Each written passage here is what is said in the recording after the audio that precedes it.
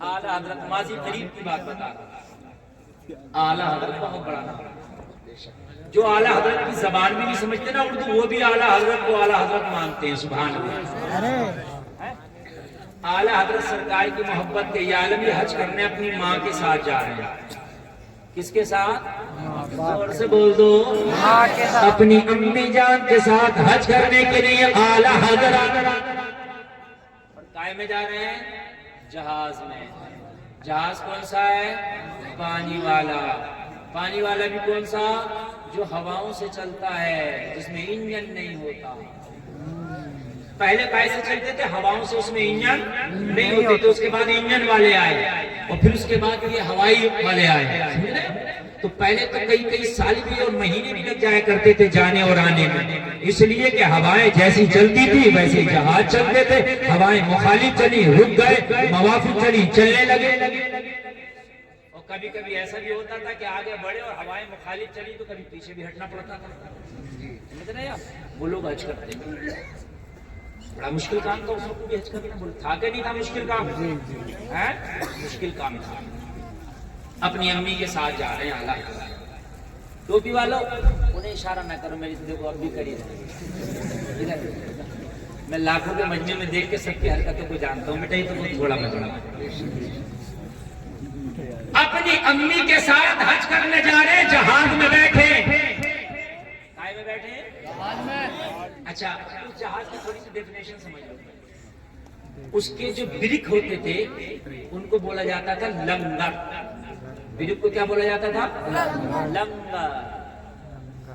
کھانے والا نہیں، جہاز روکنے والا۔ ہاں بالکل، لنگر سمجھ رہے ہیں آپ؟ روکنا کیسا ہوتا تھا؟ اچھا اب یہ بھی بتا دوں کیسا ہوتا تھا لنگر۔ کشتیوں میں لنگر بندے ہوتے تھے۔ جب ہوائیں موافق چلتی تھی تو کشتیاں سفر کرتی رہتی تھی۔ جب ہوا الٹی چل گئی تو کشتیاں پیچھے آنے کا ڈر تھا تو بریک لگا رکھتے تھے کشتیوں میں کہ جب کہ ہمارا سفر خراب نہ ہو، وہیں رک جائے۔ تو بڑے بڑے پتھر انہوں نے رسیوں میں باندھ کیا، اور رسیوں کا ایک سرا کشتیوں میں باندھ رکھا تھا اور ایک سرا پتھر میں باندھ رکھا تھا۔ سمجھیے لنگر کس کو کہتے تھے؟ ایک سرا کشتی میں اور ایک سرا پتھر میں۔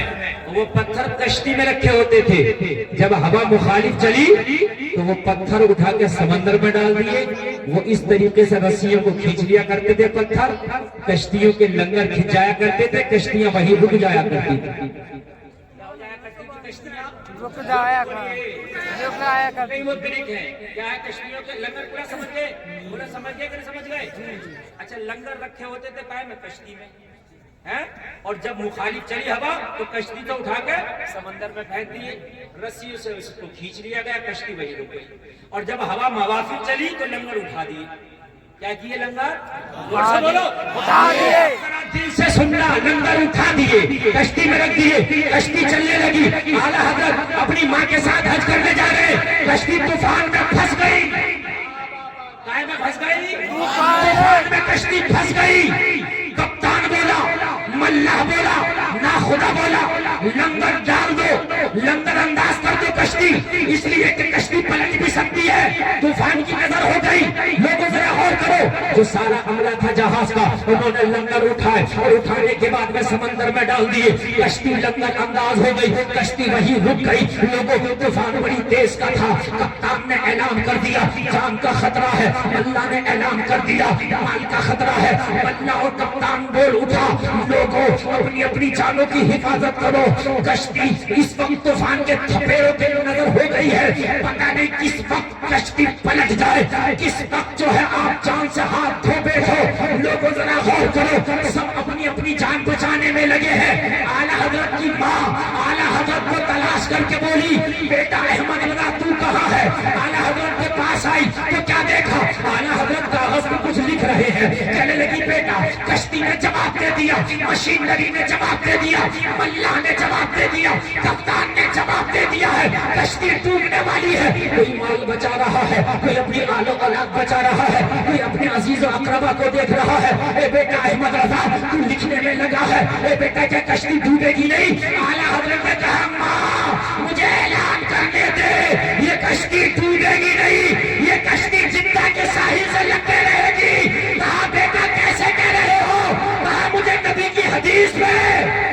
کشتی سے زیادہ یقین ہے.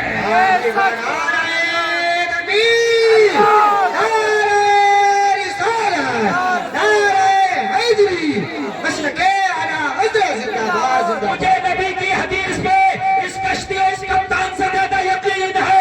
میرے نبی نے فرمایا ہے موٹر پہ سوار ہو تو دعا پڑھ لیا کرو, کشتی پہ سوار ہو تو دعا پڑھ لیا کرو. میرے نبی نے فرمایا سواری پہ سوار ہو تو دعا پڑھ لیا کرو. میں نے دعا پڑھ لی ہے. میرا یقین ہے کہ آپ ملا جھوٹ ہو سکتا ہے مگر نبی کی بات جھوٹ نہیں ہو سکتی ہے. قول محمد قول خدا, فرمان نہ بدلا جائے گا, بدلے کا زمانہ لاکھ مگر قرآن بدلا جائے گا.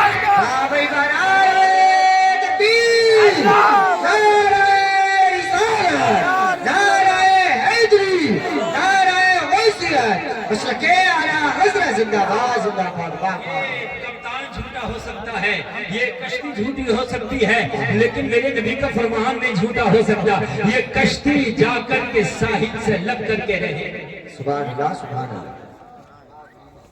کپتان بولا احمد رضا کی کشتی چلانے کا کچھ آپ کو تجربہ ہے؟ کہا بالکل نہیں.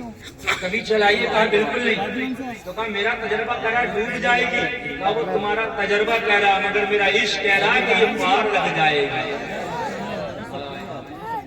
نیا کو پار لگانا تو نبی کا کام ہے.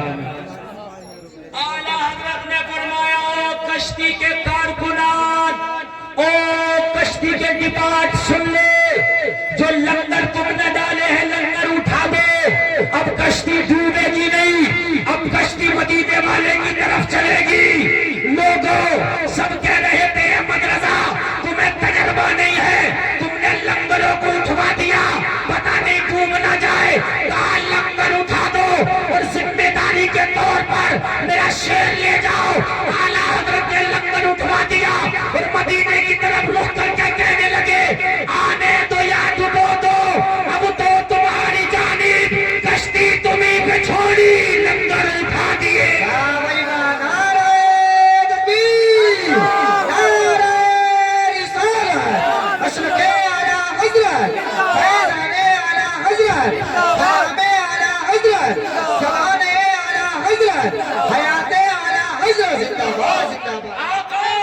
اس کشتی کو یا تو مدینہ بلا دو یا اسے یہیں پہ ڈبو دو. آقا تمہارے بھروسے اس نیا کو چھوڑ دیا ہے, آنے تو یا ڈبو دو, اب تو تمہاری جانب کشتی تمہیں پہ چھوڑی.